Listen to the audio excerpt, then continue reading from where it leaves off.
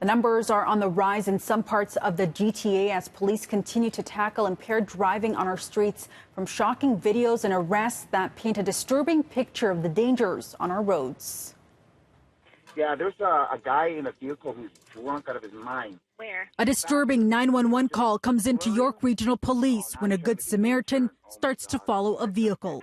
What's the license plate? Hit a car. You almost hit a car. Police say the 37-year-old male's blood alcohol level was well over the legal limit, and he was charged for impaired driving, for stealing a vehicle, and for assaulting a police officer and a firefighter.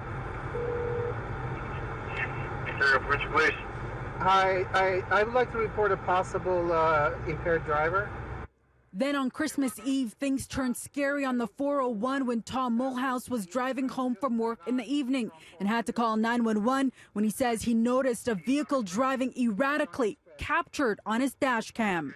I noticed this vehicle swerving in and out and followed him for a little bit of a while.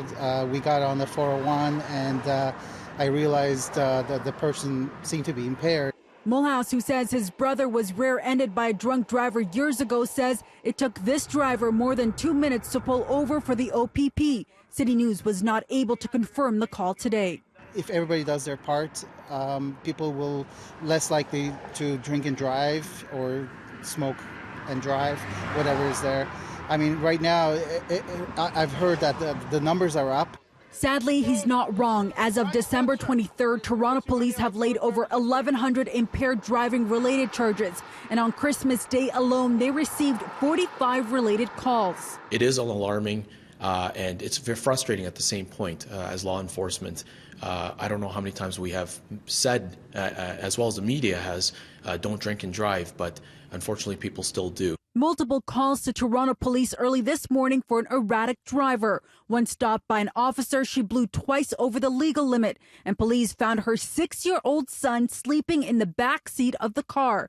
Thankfully, there were no injuries in this case, but tragic endings in other incidents, including one in Scarborough recently, which resulted in the death of 2 teens. It's always tragic to hear of a loss of life with regards to impaired driving or even an injury. Because again, it is preventable. In York Region, police say they have laid more than 1,700 impaired-related driving charges this year, a 5% increase over last year. Over in Peel Region, 90 drivers were charged for impaired-related offenses last year during the Holiday Ride program, which runs from mid-November to mid-January. The numbers aren't looking good this time around. We've had approximately 85 drivers that have been charged for various impaired-related offenses. So again, that's a troubling trend, and unfortunately, I'm confident in saying that that number is going to rise by the time our festive ride program is completed. From police across the GTA, a simple plea to the public. Please don't drink and drive. It's just that simple.